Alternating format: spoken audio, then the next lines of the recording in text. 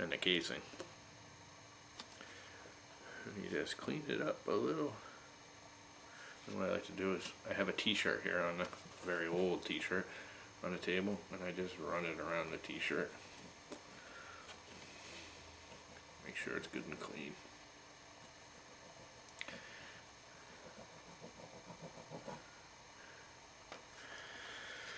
Then, just before reassembly, make sure everything in here is dry. No more loose alcohol. Alcohol will leave some dry residue behind. So if you take a clean, dry Q-tip, run it through here, you get another layer of black goo out. Everything will be that much cleaner. There's going to be people who say don't use alcohol, use like paint stripper and stuff like that. I don't like using that because it actually can damage the metals. I still use alcohol. Alcohol does leave dry material behind, but if you take a dry Q-tip after it's done and wipe it again, all that dry residue goes away. Then, lastly, take a fresh Q-tip, something like Trifo, very thin oil. Keep it away from the brake pads. Don't want the oil anywhere near the brake pads. Put a drop, literally one drop on the Q-tip.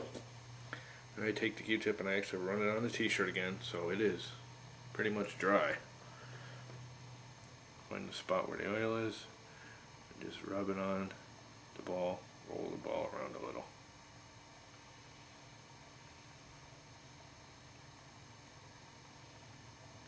Take the dry side of the Q-tip, dry it off again.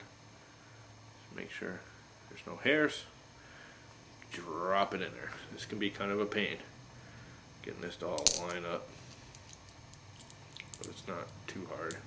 And you have to push it in. This can take a lot of force. Sometimes it fights you, but it'll snap in if you push it hard enough, and you'll hear it snap. She'll operate.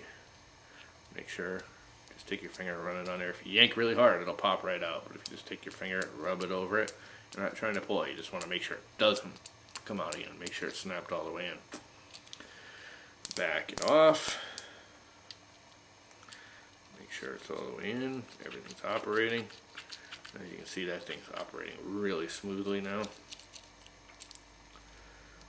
Oh, beautiful. You can actually set your pads quite easily now. You can actually slide these right in right now. Snap them into place. Everything is good. Makes it a lot easier if you're like me and you cut these pads because of the brake discs. I don't like using a straight brake disc. I like using a cast aluminum disc casing with a short a short stainless steel actual brake disc. That way there's less likely for cupping and distortion of the actual disc. Clean this puppy off a little bit. Let's get rid of all these dirty Q-tips. Again, I've already done this, but let's do it again. Clean the threads, clean the face off.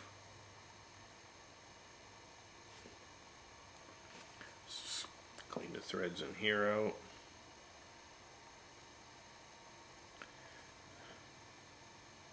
And this puppy just screws right on in.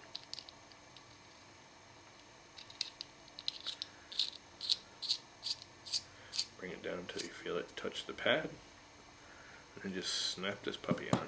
Another thing I like to clean out is in here. It's kind of a pain because all the little teeth are in here that actually makes it go click click like it's a D-dent in this thing. I do like to clean it and get rid of as much of the oil and crap as I can. And actually, if I was doing this right now, I might even soak it in some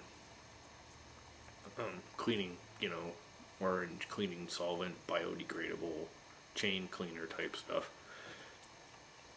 I've actually cleaned it already recently, so just doing this for the video. Snap that puppy back on there.